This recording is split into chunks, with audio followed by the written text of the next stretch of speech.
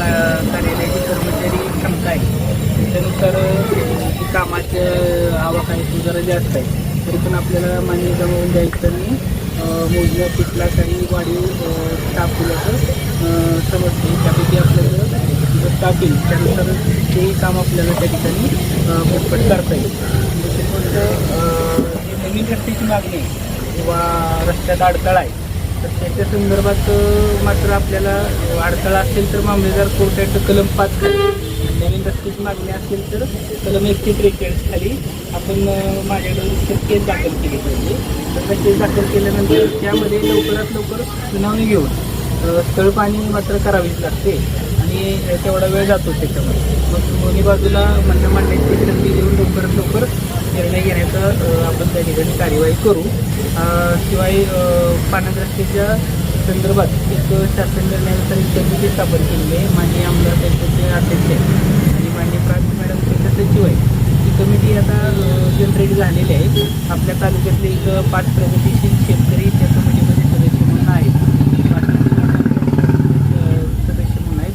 तर त्याची मीटिंग झाल्यानंतरही आपल्या पाण्यात रस्त्याचे प्रश्न बऱ्यापैकी मार्गी लागतील. माझी प्रशासनामार्फत एवढीच विनंती की आपण उपोषणापासून परावृत्त व्हावं. धन्यवाद. एक मिनिट साहेब, माझं म्हणणं असं आहे, 27/11/2025 आपला आदेश झालेला आहे. मी पोलीस प्रोटेक्शन पण आणलं. नंतर तिथं चालीचा प्रश्न उपस्थित झाला. त्यानंतर मला बोलू यावेळेला मी 2 सर्वे दिले. त्यानंतर इरिगेशन पत्र दिलं त्या समोरच्या लोकांना, तरी मंडळाधिकारी तारीख देत नाहीत. मी आजारी असतो, मला ऑर्डर आहे, आमचे तमके, आणि माझा उशिरा जळून गेला आहे उन्हाने अख्खा यामध्ये.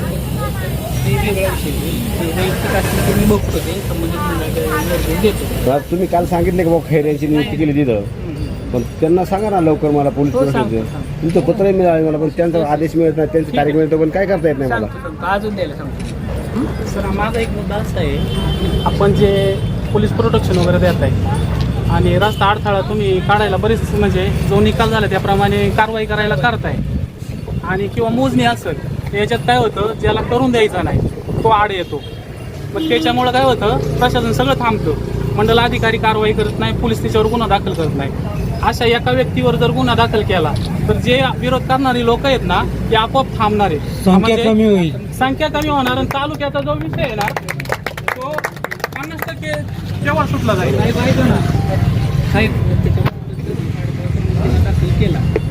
आतापर्यंत साहेब आहे ना एकही कोणावर गुन्हा दाखल झाला नाही, त्यामुळे लोकांना आहे ना त्याच्यामध्ये गुन्हा दाखल होत नाही, त्याच्यामुळे त्यांना प्रेरणा भेटते बंद करायला.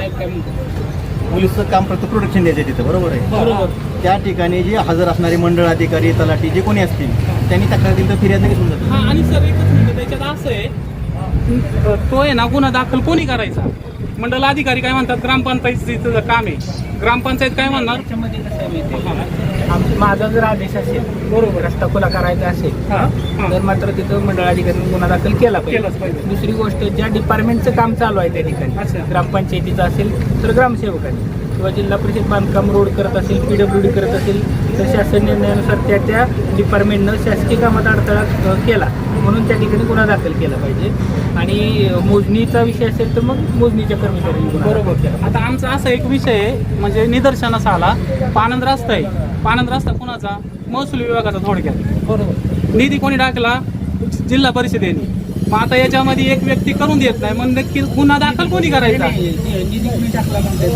जिल्हा परिषदेने, म्हणजे ग्रामपंचायत मार्फत झालं. ग्रामपंचायत तिकडून आमदार निधीतून होते सपोज,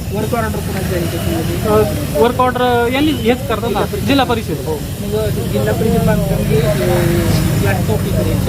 मग याच्यामध्ये काय झालं, त्याच्यामध्ये रिक्त शासन निर्णय ज्याच्या कामात अडथळा ज्या विभागाच्या कामात आणला जातो त्या विभागानं त्याच्यावर गुन्हा दाखल करायचा.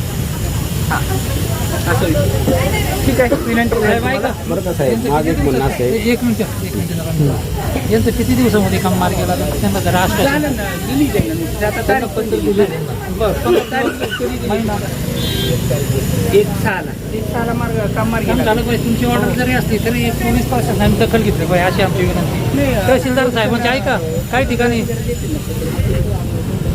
नाही आमच्याकडे लेटर आलं तर साहेब ऐका, असं मी बऱ्याच वेळा तालुक्यामध्ये शेतकरी संघटनेचं काम करत असताना आम्ही सर्व लोक असतो, आमचे सहकारी असतात. तहसीलदार साहेबांची जरी ऑर्डर असली तरी पोलीस प्रशासन ढंब राहतं, नुसतं पाहत राहतं पण कारवाई करत नाही. कसं आहे ढिम्म राहतं आपले. त्यांनाही बंदोबस्त आहे, त्यांनाही स्टाफ मर्यादा आहे. आता समजा आज बकरी ईद निघते, त्यांना खूप बंदोबस्त आहे. सगळीकडे त्यांना ऐका ना, ते बंदोबस्त थोडं बाजूला होतं. शेतकऱ्याचा प्रश्न जीवनाचा प्रश्न आहे हा. ऐका ना, पण असं मान्य आल्यापासून तर असं झालं नाही, की मी तुम्ही पत्र नाही, दिले तुमच्या आणि अगोदरच्या कालखंडात. हजर नाही, असं झालेलं नाही. पोलीस प्रशासन पाहत राहतं, नुसतं बघायची भूमिका कारवाई झाली. एक मिनिट, पोलीस प्रशासन नुसती बघायची भूमिका घेत राहतं.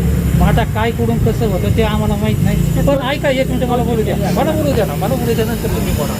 आणि असं जर असेल तर समोरच्या व्यक्तीला फावलं जातं. हा मॅशमध्ये संपूर्ण जुन्नर तालुक्यात जातो, संपूर्ण शेतकरी वर्गामध्ये जातो. आणि मग शेतकरी कारवाईला सामोरं जाण्यापेक्षा बाकीचे जे विरोधक करतात ना, त्यांचं फावलं जातं ना, ते विरोध करत राहतात. तुम्ही असे 1-2 धडे शिकवा शेतकऱ्यांमध्ये. खरं ते खरं पाहिजे, खोटं ते खोटं पाहिजे. रस्ता होणं गरजेचं आहे आणि तिथं पोलीस प्रशासनाची कारवाई झाली पाहिजे. एक मिनिट मला बोलू द्या ना, नंतर तुम्हाला बोलायला समजायचं ना. आम्ही बसलो ना थोडं तिथं. एकदा जर पोलीस प्रशासनाने कारवाई केली ना तर समोरच्या व्यक्तीला मेसेज जाईल ना.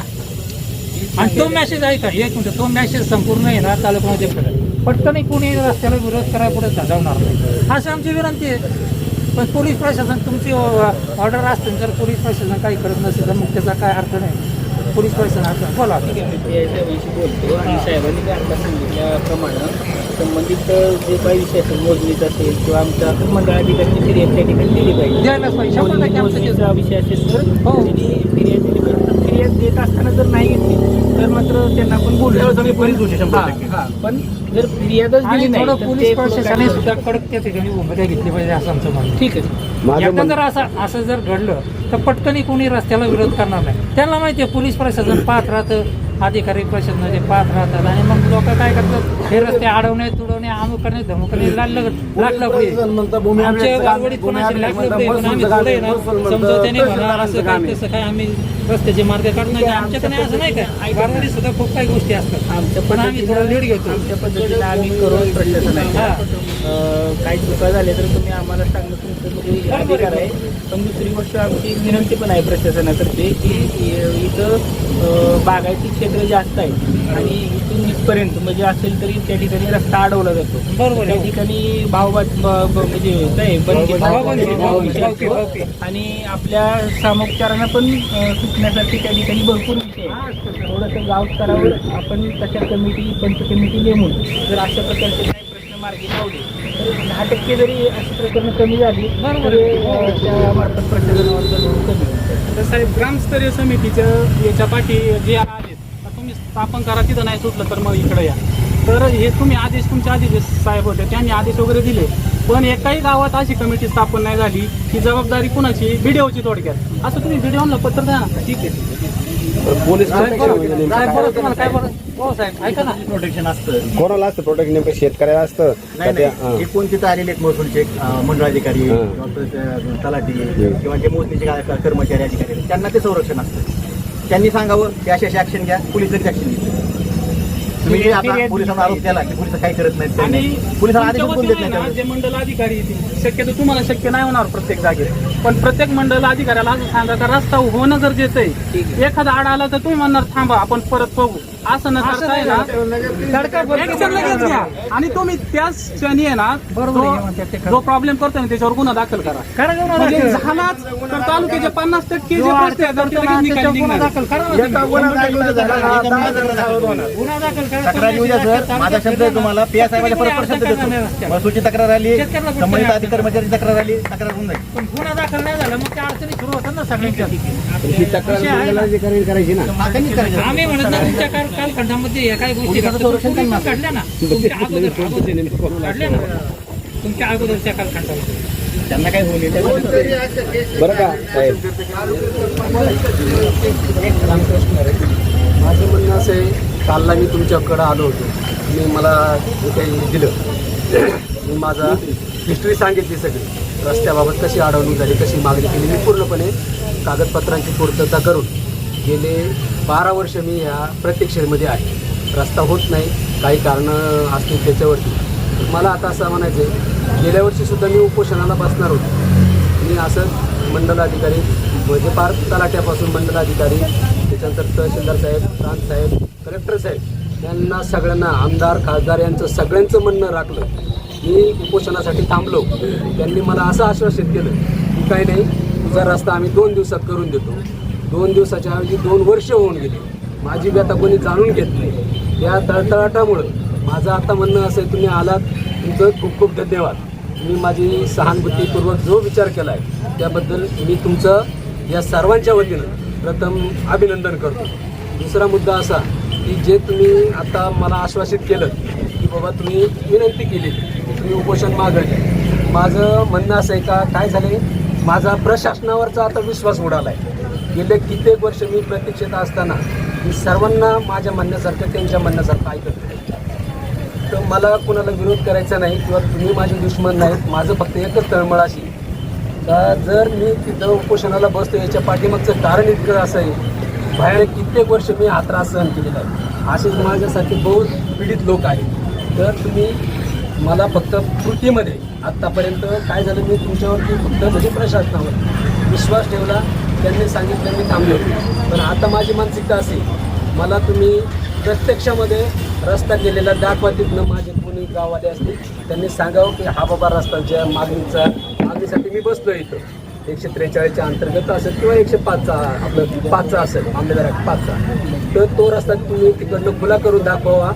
मी इथं पाहिजे त्या क्षणाला मी तुमच्या हातून फार सर्वसामान्य बारीक बाळ असेल त्याच्यातून सुद्धा उपोषण सोडायला तयार आहे. फक्त मला कृतीतून हे झालं पाहिजे. आणि जो काय आहे तो निर्णय, असे कित्येक पेंडिंगचे प्रश्न असतील ज्या ठिकाणी तुम्ही तुमच्या याच्यावरती अधिकारामध्ये ते प्रश्न स्वतः तिथे जाऊन जर सोडवलेत तर तुमचा आम्ही सदैव ऋणीच आहोत आणि राहणारच आहोत. फक्त तुम्ही प्रत्यक्ष प्लॉटवरती जाऊन लोकांनी चुकीचं काहीतरी सांगायचं, तुम्हाला तुमचं त्यात दोष नाही, पण बाजूवाल्यांनी चुकीचं काहीतरी सांगायचं, वेगळं भरवायचं आणि याच्यामुळे काय होणार, प्रशासन बदनाम होते. आणि ही बदनामी नको आहे, आम्हालाही वाटत नाही. आम्ही एक सर्वसामान्य नाजूक शेतकरी आहोत. कसं आहे, रस्ता आमचा जिव्हाळ्याचा प्रश्न आहे. आम्ही आमच्या सख्या मुलाला एवढं जीव लावत नाही, एवढ्या रस्त्यासाठी हे होतं. जर माल जर केला तर तो माल जर काढता नाही आला आम्हाला, काय तो माल करून उपयोग नाही. आजच तुम्ही पाहताय कांद्याचे भाव गगनाला आपलं पार मातीमोल झाले. भांडवलं घालायला शेतकरी थकलेला आहे. एवढं करून प्रत्येक ठिकाणी शेतकऱ्याचे नमान आणि होते तरी शेतकरी तग धरून उभा राहतो. याच्यावरती तुम्ही असं माझं एक प्रांजळ मत आहे, तुम्ही तुमच्या याच्यामध्ये जे काय तुमच्याकडं कमांड आहे त्या अधिकाराखाली जरी समजा कोणी विरोध करत असेल, चुकीचं असेल, साहेबांना सांगून तुम्ही पिंजरा गाडी तिथं उपलब्ध करा. ज्या ठिकाणी माझ्यासारखा चुकीचा असेल माणूस दिसते, सगळं समजतंय, नाही ऐकत, मी आडमुठ्याचा भूमिका घेत असेल, मला उचला, गाडीत टाका, बाजूला न्या, आहे तो रस्ता सगळा काय प्रॉब्लेम असेल तो सॉल्व्ह करा. आणि कार्यवाही पूर्ण झालीच पाहिजे. म्हणजे काय होतं, आज करू उद्या करू, याच्यामध्ये काय होतं, शेवटी बदनामी आहे ना, तर नाही म्हटलं तरी प्रशासनाची बदनामी होती आणि याच्यामध्ये सर्वसामान्य माणूस बरडला जातो. ही आम्हाला तुमच्याकडून खूप मोठ्या अपेक्षा आहे. गेल्या कित्येक 12 वर्षाचा माझा हा वनवास आहे. 12 वर्ष बरं कुठल्याच पद्धतीच्या कागदपत्रांमध्ये चुकी नाही. एवढं असताना सुद्धा मला आज जाता येत नाही. वाघाचं इतकं मी ज्या ठिकाणी राहतो त्या ठिकाणी इतकं डेंजर झोन आहे. 8 वर्षाचं बाळ, जिवंत बाळ वाघाने आमच्या समोर आमच्याच ऊसामध्ये नेऊन तिथं फाडून खाऊन हे केलं, विल्हेवाट लावली त्याची. असा सगळ्या बाजूनी आमचा परिसर हा सगळा डेंजर झोनमध्ये आहे. आणि एवढ्यामध्ये समजा रात्री जर म्हातारी माणसं आहे, माझ्या आईचं वय आज 93 वर्ष वय आहे सर, तिला तिच्या नैसर्गिक विधीला सुद्धा जाता येत नाही.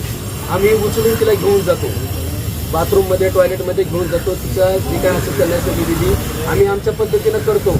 समजा मी नसेल, माझी मंडळी आहे, भाऊ आहेत किंवा आजूबाजूची माझी मुलं वगैरे त्यांची मुलं ते सहकार्य करतात, त्यांना उचलून नेतात, हे करतात.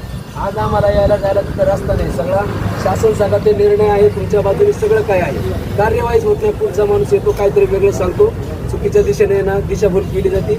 असं काय होऊ नये. तेव्हा माझी तुम्हाला फार वारंवार विनंती, जो काय असा प्रश्न असेल त्या ठिकाणी तुम्ही तुमचा वेळ द्या, भले 1 दिवस द्या कुठलाही, पण या दिवशी मी या एरियाचं काम पाहणार आहे ते तुम्ही स्वतः तिथं स्पॉट पाहण्यावर जा. आणि ज्या शेतकऱ्याची अडचण आहे ते तुमच्या लगेच लक्षात येणार. त्या ठिकाणी जर अडचण दूर झाली तर सर आमच्यासारख्या अशा गरीब बोळ्या बाबड्या शेतकऱ्यांना ना उपोषणाची गरज नाही हो, पडलीच नाही. आम्ही तुमच्याकडे ह्या अपेक्षेने पाहतोय की या तालुक्यातले तुम्ही एक चांगले सुज्ञान असले आहात, उच्च शिक्षित आहात, अधिकारी आहात, तर त्या अधिकाराचा तुमचा वापर करावा आणि गोरगरीब जनतेला तुम्ही न्याय द्यावा, हीच आमची अपेक्षा आहे तुमच्याकडे. कोणी असो, पीडित असो, बाधित असो, कोणी असो, त्याला न्याय मिळावा ही न्याय व्यवस्थेची हेच आहे. तर त्या माझी अशी तळतळीची विनंती आहे. आता जरी तुम्ही आलात, तुमचं खूप खूप आभारी आहोत. तुमचं म्हणणं मी ऐकून घेतलं. माझी व्यथा मी तुम्हाला थोडक्या शब्दात काही वेळेला तुटक असेल, चुकीची वाटत असेल, मी मला त्यात सांगा की बाबा हे चुकीची मागणी आहे तुझी, तू अशी काही मागणी करू नको. आणि माझ्याबरोबर इतर जे काही पीडित शेतकरी आहेत, स्वतः त्यांच्या समोर या, तिथं आहे त्या स्पॉटवरती तुम्ही तुमच्या पद्धतीने निर्णय द्या आणि प्रश्न सॉल्व्ह करून टाका. आजही सुद्धा मी ज्या ठिकाणी बसलो, माझी हीच अपेक्षा आहे, मला जिथून रस्ता पाहिजे, रस्त्याची मागणी केलेली आहे, तिथं जावा. समजा तुम्ही आता मंडलाधिकाऱ्यांना सांगितलेलं आहे, मंडलाधिकाऱ्यांनी तिथं जावा, तिथं त्याच्या पातळीवरती जे काय आहे ते अडचणी दूर करावा. मला तिथनं व्हिडिओ दाखवा की तुमचा रस्ता इथून मोकळा झालेला आहे, तुम्ही जी काय मागणी आहे तुमची 8 फुटाची रस्त्याची मी मागणी केली. मी बागायचा माणूस आहे, शेतकरी माणूस आहे. शासनाने मग 12 फुटाची रस्त्याची हे दिली. मी समजू शकतो की बाबा माझ्यासारखा दुसराही शेतकरी आहे, त्याला काय आता एवढा झळ नको म्हणून 8 फुटाची त्याच्यामध्ये मी समाधानी आहे. पण तो 8 फूट असा समोरासमोर मला दाखवावा. मी इथंच बसून राहतो तोपर्यंत त्यांनी तिकडून रस्ता तयार करून दाखवावा आणि मग मी उपोषण सोडतो. आणि तसंच उपोषण सोडत असताना जे माझ्यासारखेच माझे हे पीडित बांधव आहेत, यांना सुद्धा तुमच्याकडनं हीच अपेक्षा आहे की तुमच्याकडनं असे चांगले काम व्हावं, असे आम्ही परमेश्वराजवळ, भगवंताजवळ प्रार्थना करतो. आणि तुमच्या कार्याला खूप खूप आम्ही शुभेच्छा देतो. नुसतं असंच नाही तर तुमचा सत्कार सुद्धा आमची इच्छा आहे मनातून. सत्कार, जो चांगलं काम करतो त्या माणसाचा आम्ही सत्कार सुद्धा करणार. आणि हे आमच्या भावना ह्या विकत घेता येणाऱ्या नाहीत. आम्ही एक गरीब आणि गरजू शेतकरी आहोत. तरी पण मी ते सांगतो की आपण आला माझ्या ऑफिसमध्ये की आपल्याला लिहित प्रतिसाद दिला हे आपल्यालाही माहिती आहे. हो. आपल्याला 1 तारीख दिली, आता तुम्हीच सांगितलं की 1 तारीख लांब पण नाही आता, तर त्यावेळेस आपल्याला न्याय दिला जाईल. पुन्हा एकदा विनंती करतो की उपोषणापासून आपण परावृत्त व्हावं. नाही, ठीक आहे सर, तुमचं म्हणणं ऐकलं असतं. पण मी सांगितलं आतापर्यंत 12 वर्षामध्ये मला 4 वेळेला आहे ना सगळे प्रशासनाने हीच उत्तरं दिली. मी तुम्हाला मागाशी कलेक्टर साहेबांपर्यंत सांगितलं. आज पण या प्रकरणामध्ये 9 वेळा स्वतः मी कलेक्टर साहेबांच्या शेजारी तुमच्यासारखा असं जाऊन शेजारी बसलो होतो. तर मी तिथनं फोन झाली, सगळं ओके आहे, परंतु होत नाही. त्यामुळे माझा ना आता एक प्रशासनावरचा विचार उडत चालले, विश्वास उडत चालले. म्हणून माझी एक अपेक्षा अशी आहे ना, ठीक आहे बाबा, माझं काय हो कसं हो ते तुमच्या पातळीवर ठीक आहे, पण तुम्ही तिकडून रस्ता मोकळा करून दाखवा मला. मी तिथं पाहतो, त्या क्षणी आहे ना मी तुमचे खूप खूप आभार मानतो. पण तोपर्यंत माझी एक रिक्वेस्ट आहे सर, की काही असो मी माझ्या याच्यापासून आहे ना परावृत्त होणार नाही.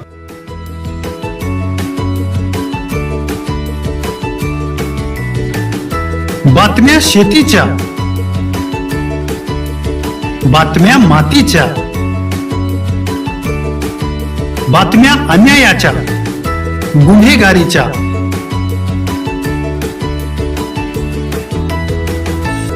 राजकारणाच्या आणि समाजकारणाच्या,